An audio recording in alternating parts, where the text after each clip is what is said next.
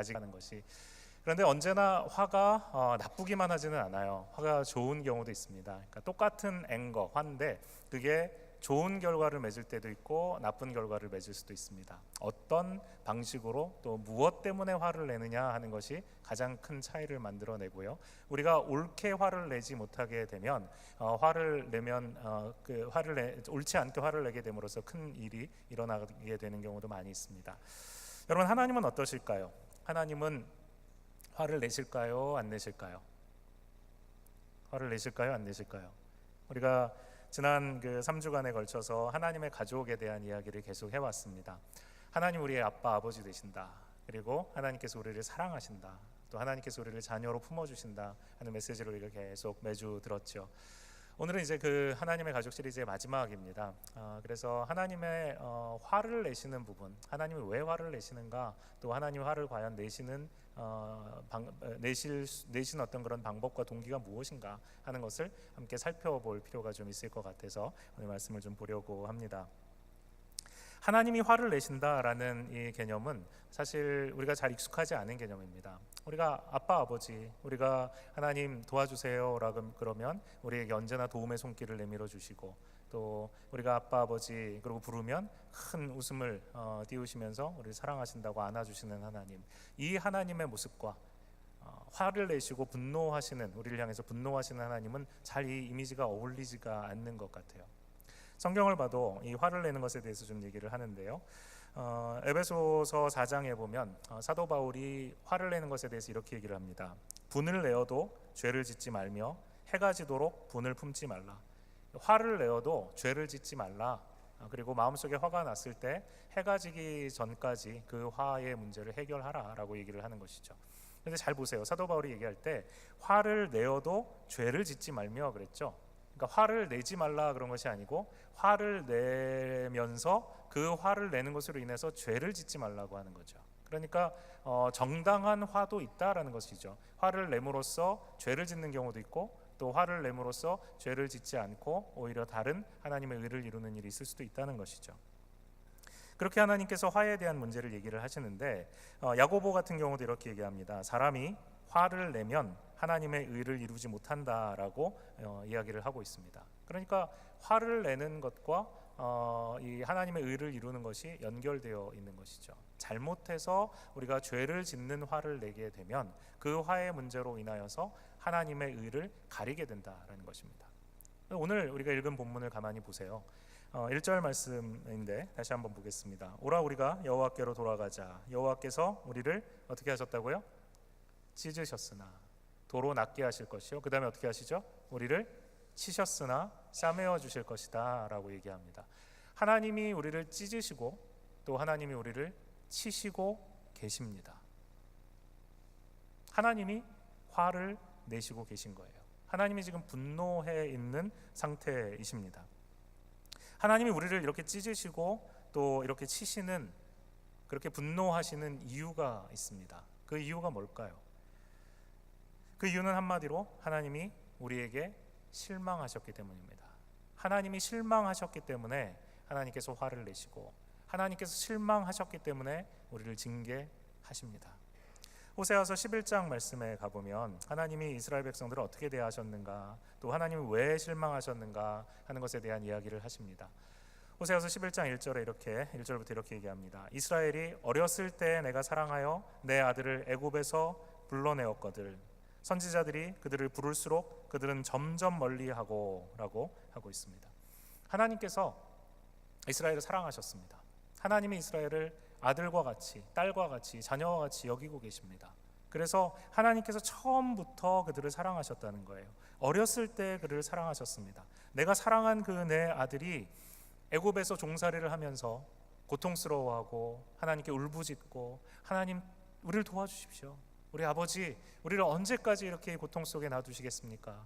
하나님이 그들의 고통을 눈으로 보시고 귀로 들으시고 그들에게 직접 내려오셔서 그들을 그 고난에서 건지셨습니다. 이것을 구원이라고 이야기를 하죠. 하나님이 하나님의 아들이기 때문에, 하나님의 자녀이기 때문에 건져내시고 구원하셨습니다.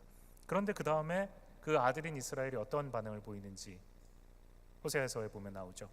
하나님께서 그들을 부르십니다. 그래, 내 사랑하는 아들아, 내 사랑하는 딸아, 내가 너를 너무 사랑한다. 그래서 내가 너를 구원하였다. 그러니까 나에게로 오라. 내 품으로 오라.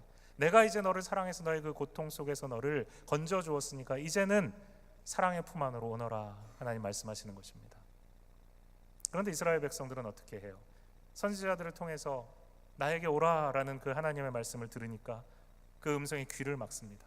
그리고 눈을 가리고 가까이 오라고 부르실수록 점점 더 멀리 가는 것입니다. 하나님 앞에 반항하고 있는 것입니다. 하나님 앞에 죄를 짓고 있는 것이죠. 우리가 어렸을 때는 우리의 자녀들이 아빠 아빠 부르면서 우리를 따라옵니다. 귀찮을 정도로 아빠 아빠 그러면서 와서 뭐 해달라고 그러고 물어보고 계속 그러죠. 그런데 이제 자녀들이 자라서 청소년기가 되면 어떻게 됩니까? 아빠라고 잘 안 불러요. 자기 방에 들어가지고 문 닫고 나오지도 않습니다. 아빠라고 제가 나를 한번 언제 불러줘서 줄까? 나를 아빠라고 불렀던 때가 언제일까? 이렇게 생각하게 되는 경우들도 있다고 합니다. 그렇죠. 멀어지는 것입니다. 마음이 멀어지고 아빠가 사랑하는 것, 엄마가 사랑하는 것, 부모님의 사랑을 점점 그 사랑에서 마음을 닫고 멀어져 가고 있는 것이죠. 이스라엘 백성들이 지금 이와 같은 상태인 것입니다. 내가 사랑하였고 내가 구원하였는데 나의 부름에, 가까이 오라는 나의 부름에 귀를 막고 눈을 가리고 멀리 나아가고 있습니다. 하나님이 실망하십니다. 두 번째는 이스라엘 백성들이 그렇게 하나님에게서부터 하나님의 부르심에 눈과 귀를 가리고 멀어지더니 어떻게 되는가? 그들은 점점 멀리하고 바알들에게 제사하며 아로새긴 우상 앞에서 분향하였느니라. 우상을 섬기고 경배하게 된 것입니다. 사랑하는 아버지가 아들을 부르고 계시는데, 사랑하는 아버지가 자녀된 이스라엘을 불러주시고 그를 품에 안아주시려고 하는데 그 사랑을 거부하고 오히려 멀리 떠나가서 세상 속에서 하나님 아버지가 아닌 헛된 우상들을 섬기고 있는 것입니다. 물질의 우상, 커리어의 우상, 자녀의 우상, 내가 섬길 수 있는 이 세상에서의 하나님을 대체할 만한 것들로 하나님 대신 우상들을 섬겨 나가고 있는 것이죠. 하나님이 실망하시는 두 번째 이유입니다. 세 번째는 하나님이 계속해서 이야기하십니다. 내가 에브라임에게 걸음을 가르치고 내 팔로 안았음에도 내가 그들을 고치는 줄을 그들은 알지 못하였도다. 여러분, 아이가 막 이제 기어다니다가 이제 조금씩 발에 힘이 생겨서 걸어 다니려고 할 때 걸음마를 가르치죠. 손을 붙잡고 일으켜 세웁니다. 그리고 이렇게 한 걸음씩 같이 이제 걸어가죠. 그러다가 이제 조금 시간이 지나면 이제 손을 놓고 아빠한테 와봐, 엄마한테 와봐. 그러면 이제 한두 걸음 걷다가 넘어지죠. 그럼 또 다시 일으켜 세워줍니다. 그리고 나서 또 이제 조금 더 뒤에 가서 자, 이리 와봐. 그리고 이제 걸어오면 또 걸어왔다고 해서 안아줍니다. 그렇게 하면서 점점 아이에게 걸음마를 가르쳐 주죠. 하나님이 아들된 자녀된 이스라엘을 그렇게 하셨다는 것입니다. 그들의 손을 잡고 그들의 걸음마를 가르치시며 그들이 넘어졌을 때 안아주시고 다시 걸어서 자기 발로 장성할 때까지 그렇게 사랑하시며 품어주시며 키워주셨다는 것이죠. 그런데 이스라엘 백성들은 어떻게 해요? 하나님이 그들을 그렇게 처음부터 사랑하시고 지금도 사랑하시고 영원히 사랑하실 유일한 분이라는 것을 잊어버리고 하나님이 그들을 낫게 해주시고 하나님이 그들에게 소망 주실 분이라는 것을 잊어버리고 하나님부터 도망갔다는 것입니다. 이것이 하나님이 실망한 세 번째 이유입니다. 하나님이 이렇게 실망하셨기 때문에 하나님은 그 아들로부터 고개를 돌리시는 것입니다. 그리고는 그 아들을 징계하십니다. 하나님이 그 이스라엘 백성들을 찢으시고 하나님이 그들을 치신 이유가 바로 이것입니다. 그들이 하나님을 지극히 실망시켰기 때문입니다. 그래서 하나님이 화를 내시고 계십니다. 그리고 그 화를 내심으로써 어떻게 하시는가? 그 아들을 사랑하시기 때문에 그 아들을 위해서 모든 사랑을 다 쏟아 부으셨기 때문에 하나님이 실망하는 것입니다.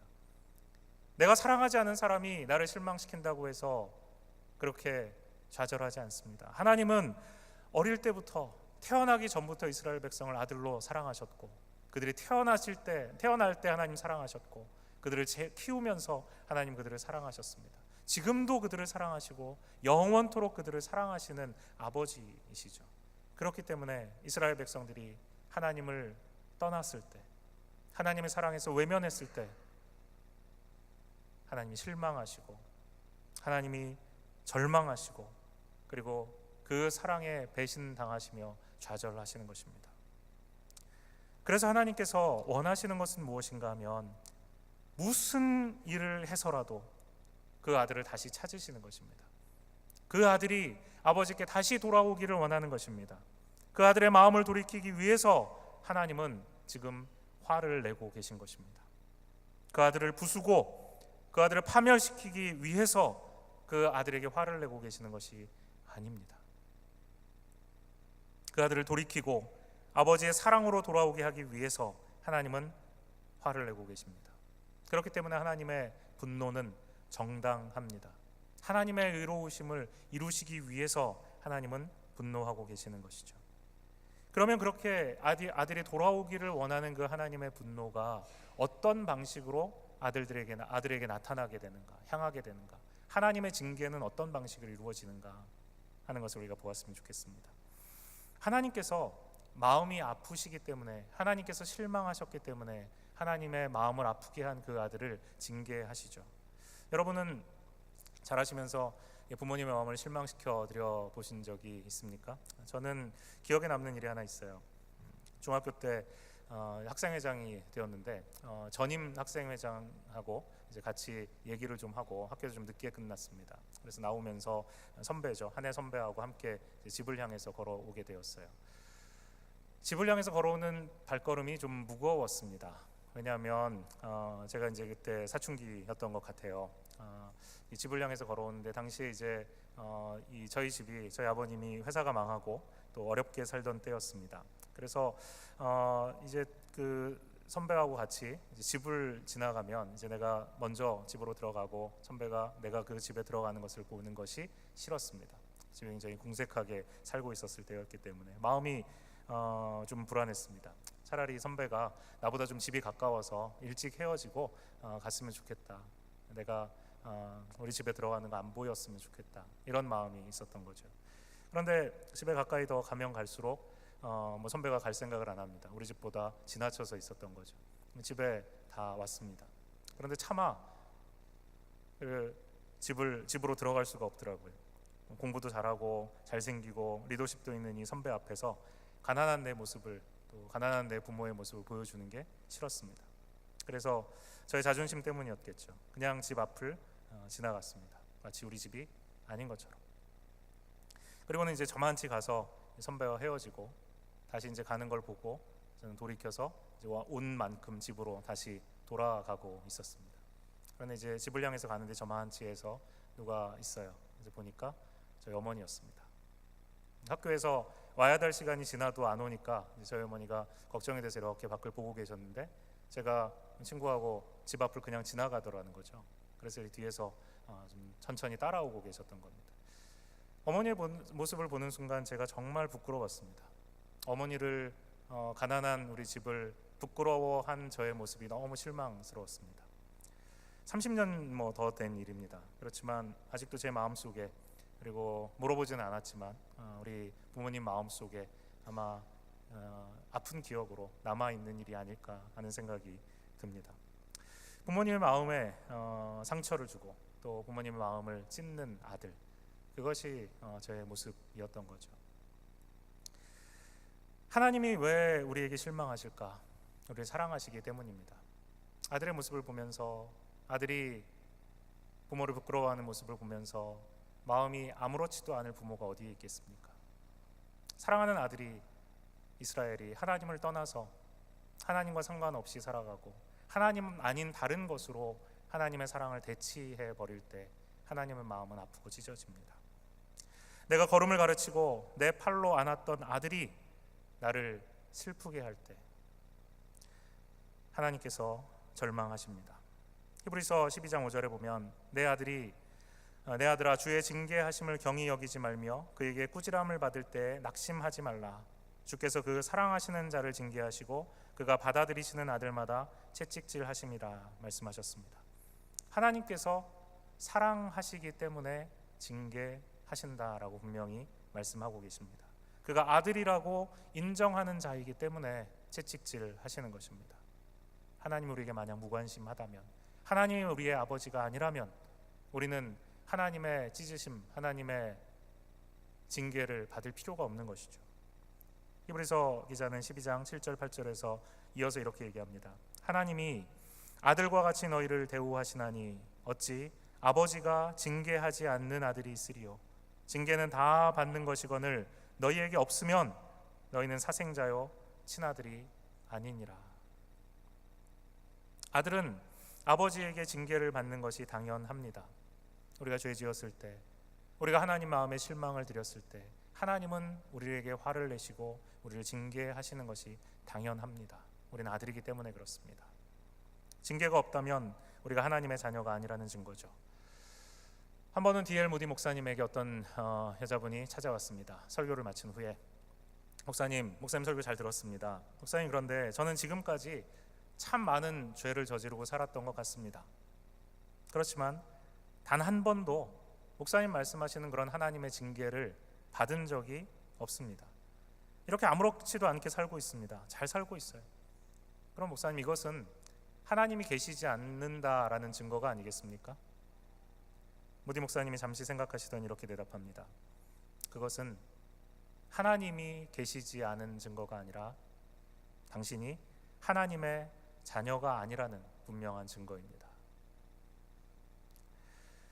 하나님께서 우리가 잘못했을 때 하나님의 아들이기 때문에, 하나님의 자녀이기 때문에 우리에게 화를 내시고 우리를 징계하십니다. 우리를 다시 돌이키시고 우리가 귀를 막고 우리가 눈을 가리고 나에게 오라, 나에게 돌아오라 라고 말씀하시는 하나님의 음성에 순종하지 않고 하나님을 버리고 떠날 때 하나님께서는 우리를 돌이키시기 위해서 우리를 징계하시는 것입니다. 우리의 죄는 하나님과 우리 사이를 멀어지게 합니다. 우리의 죄는 하나님의 돌아오라, 하나님께 가까이 오라는 하나님의 음성을 듣지 못하게 합니다. 우리의 죄는 하나님의 자녀인 우리의 본분을 망각하게 만듭니다. 하나님의 자녀인데도 고아처럼 살아가며 나에게 능력 주시겠다는 하나님을 외면하고 내 힘으로 살아가겠다고 발버둥치는 것이죠. 그의 탐심의 죄악을 인하여 내가 노하여 그를 쳤으며 내 얼굴을 가리고 노하였다, 하나님께서는 말씀하셨습니다. 하나님은 그와 같은 분노를 우리에게 쏟아 부으시면서도 우리를 부수기 위해서, 우리를 버리기 위해서 그렇게 하시지 않는다라고 말씀하십니다. 호세아서 11장 8절에 이렇게 얘기하시죠. 에브라임이여, 내가 어찌 너를 놓겠느냐, 내가 어찌 너를 버리겠느냐. 하나님이 사랑하시는 그 아들을 놓지도 않고 버리시지도 않겠다는 것입니다. 내가 어찌 너를 아드마같이 놓겠느냐, 어찌 너를 스보임같이 두겠느냐. 내 아들 아닌 자들같이 내가 어찌 너희를 관심 두지 않겠느냐라는 말씀이시죠. 내 마음이 내 속에서 돌이켜 너를 향한 나의 긍휼이, 나의 사랑이 내 안에서 온전히 불붙는 듯하다라고 말씀하고 계십니다. 하나님의 마음속에 불붙는 듯한 하나님의 그 사랑, 하나님의 자녀인 여러분과 저를 향한 하나님의 사랑이 있다는 것입니다. 불붙는 것처럼 하나님의 사랑이 있어요. 어찌 내가 너를 놓겠느냐, 내가 어찌 버리겠느냐, 하나님 말씀하시는 것입니다. 하나님이 그 자녀를 징계하십니다. 그러나 징계하시지만 여전히 그는 우리를 사랑하십니다. 사랑하시기 때문에 징계하시고, 사랑하시기 때문에 돌이킬 수 있도록 우리를 채찍질하시며 가르치십니다. 그것만이 우리가 참으로 살 길이기 때문에 그렇습니다. 징계가 없으면 우리는 그 죄악의 길에서 멸망하고 말기 때문에 그렇습니다. 그래서 하나님께서는 이와 같은 하나님의 분노, 그리고 그 분노를 하나님께서 우리를 사랑하는 아들을 징계하심으로써 표출하신다는 것을 말씀하시면서 우리가 알아야 될 것이 하나 있다라고 얘기를 합니다. 그것이 무엇인가 하면 바로 3절 말씀이죠. 그러므로 우리가 뭐라고 그랬습니까? 여호와를 알자, 힘써 여호와를 알자. 6장 3절 말씀에서 이렇게 얘기하는 것입니다. 그러므로 우리가 여호와를 알자, 힘써 여호와를 알자. 하나님 아버지가 어떤 분이신지 우리는 알아야 한다는 것입니다. 지난 3주간 우리는 우리가 하나님의 자녀라는 사실을 확인하면서 우리 아버지가, 하늘에 계신 우리 아버지가 어떤 분이신지, 우리가 어떤 하나님의 가족을 이루고 있는지 하는 것을 보았습니다.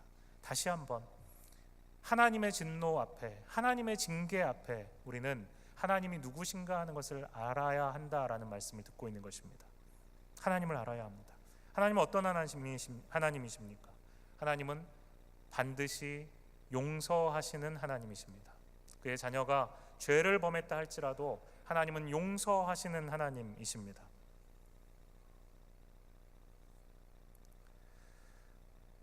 청교도 신학자 중에 토마스 왓슨이라는 목사님이 있습니다. 그분의 책에 이런 이야기가 나옵니다.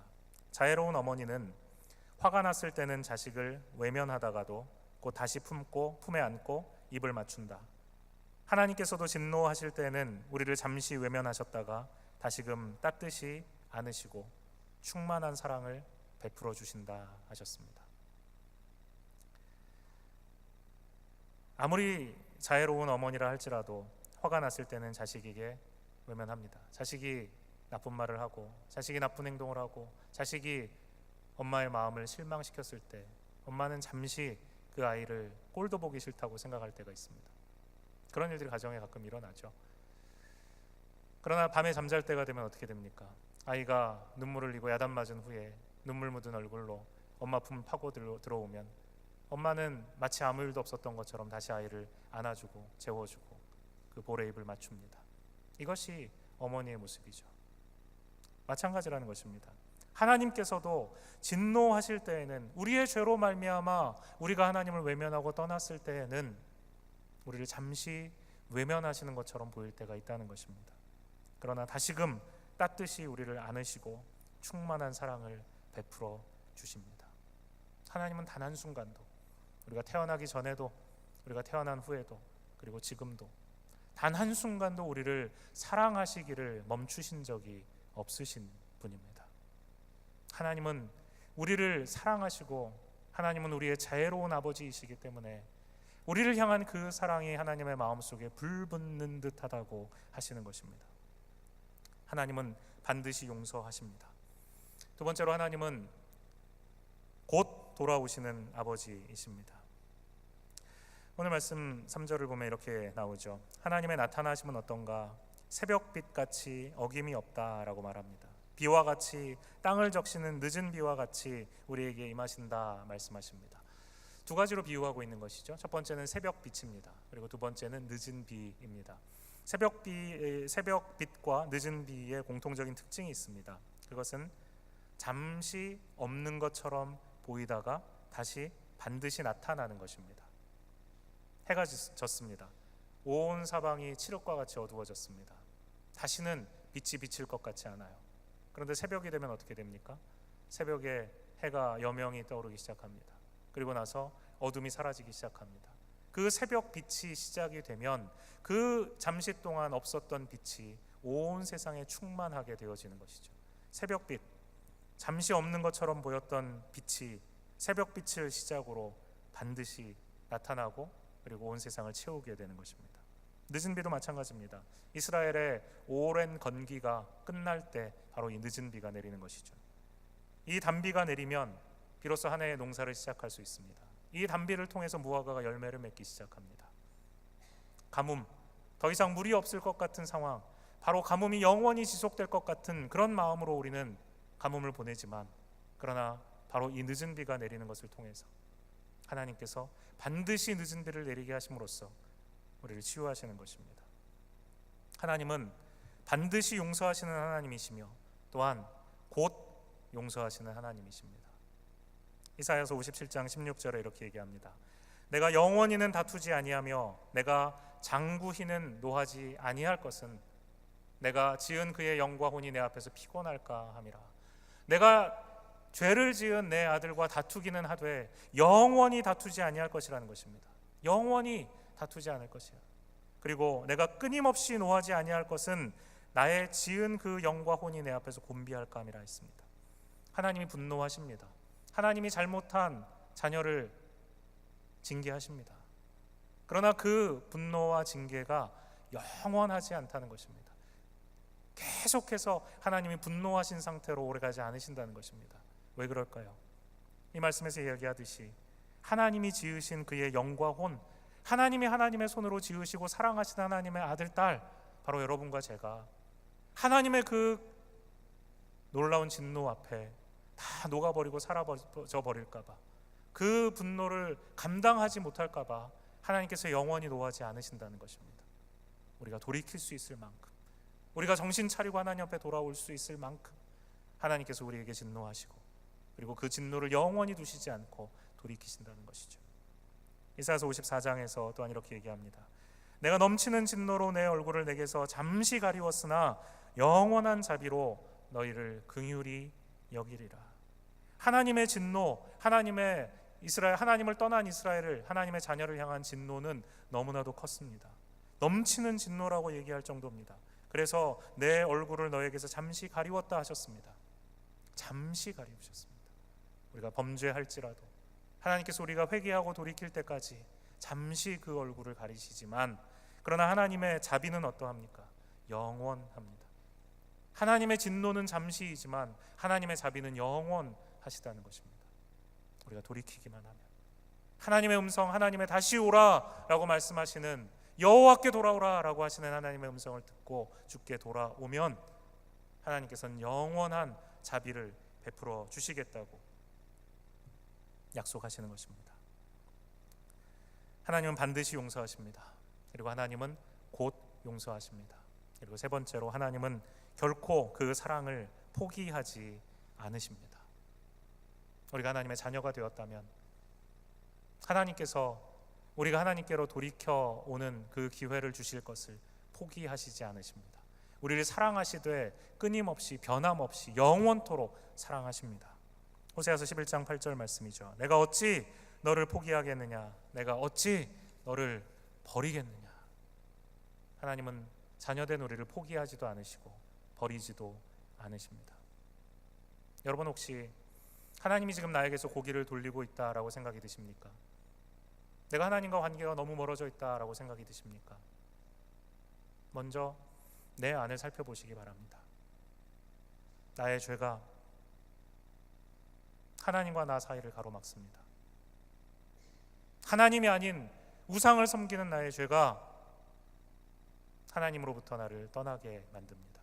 그러나 바로 지금 이 순간도 하나님은 우리에게 돌아오라, 돌아오라, 나에게로 오라 라고 말씀하고 계시다는 것을 잊지 마시기 바랍니다. 하나님은 하나님의 그 실망을 영원히 두시지 않습니다. 우리를 그 죄 가운데, 하나님과 멀어진 관계 그 가운데 영원토록 내버려 두시지 않습니다. 오늘 이 말씀에서 여러분이 들으셔야 될 음성은 그것입니다. 하나님이 나에게 기회를 주시고 있다는 것입니다. 내가 하나님이 멀어지게 느껴진다거나, 내가 하나님의 음성이 들리지 않는다거나, 내가 하나님의 자녀라는 확신이 들지 않는 이유가 무엇인지 자신을 살펴보시며, 하나님이 지금 여러분에게 기회를 주시고 바로 그 죄에서 돌이키고 하나님 앞으로 나와 하나님의 자녀로 하나님의 그 사랑을 누리며 당당하게 살아가기를 초대하고 계시다는 사실을 잊지 마시기 바랍니다. 우리 모두는 하나님 앞에 반항하는 자녀들이었습니다. 우리 자신이 하나님께 반항하고 하나님을 실망시키고 하나님을 떠났던 자녀들입니다. 그런 우리를 하나님은 구원하셨습니다. 하나님이 잠시 허락하신 징계를 통해서 하나님의 그와 같은 사랑을 받기에 합당치 않았던 우리를 용서해 주십니다. 그리고 우리를 포기하지 않으십니다. 그리고 우리에게 다시 기회를 주시고 우리를 안아 주십니다. 그렇기 때문에 우리는 먼저 하나님의 용서받은 자녀이기 때문에 우리에게 반항하는 자녀, 우리에게 화를 내는 자녀를 용납하고 사랑할 수 있습니다. 하나님 아버지의 사랑의 모습, 하나님 아버지의 용납하시는 모습을 배울 수 있습니다. 우리가 자녀들에게 화를 낼 수 있지만, 그러나 그 화를 내는 방식조차도 하나님을 닮아야 합니다.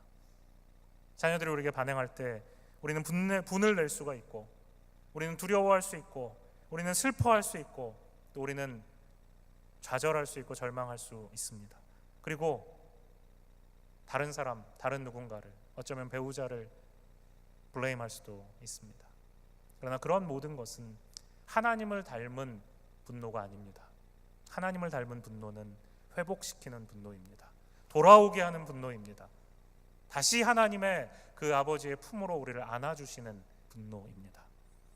그와 같은 분노가 하나님의 의를 이루는 분노입니다. 우리 자녀에게만 그럴까요? 우리 함께 공동체를 이루고 있는 우리 형제 자매들에게도 마찬가지입니다. 내가 힘들고 내가 아프고 내가 어려울 때 그럴 때에도 사랑하기 힘든 믿음의 식구들을 사랑하라고 하나님은 말씀하십니다. 하나님의 그런 사랑, 변함없고 끊임없고 즉시 돌이키시는 하나님의 그 사랑을 받은 우리이기 때문에 우리도 우리를 실망시키는 자녀들을 사랑할 수 있습니다. 그런 사랑을 받은 우리이기에 사랑하기 힘든 믿음의 식구들을 사랑할 수 있는 것입니다. 하나님을 닮은 사랑하시는 우리 모두가 되시기를 주님의 이름으로 축원합니다. 같이 기도하겠습니다. 하나님, 은혜를 감사합니다. 하나님의 용서받은 자녀로 살아가는 우리가 되게 하여 주시옵소서. 우리의 죄와 하나님을 향한 우리의 불순종이 하나님의 마음속에 화를 불러일으키고 우리를 향하여 하나님 노하시고 우리에게 잠시 고개를 돌린 것 같다 할지라도 우리를 향한 하나님의 사랑은 변함없고 우리를 향한 하나님의 사랑은 영원하다는 것을 깨닫고 회개하며 주님 앞에 돌아올 수 있는 우리가 되게 하여 주시옵소서. 그렇게 용서받은 자녀답게 우리의 자녀들을 하나님을 닮은 사랑으로 양육할 수 있게 하시고 하나님을 닮은 사랑으로 우리의 믿음의 식구들을 사랑할 수 있는 우리 모두가 되게 하여 주옵소서. 예수 그리스도의 이름으로 기도합니다. 아멘.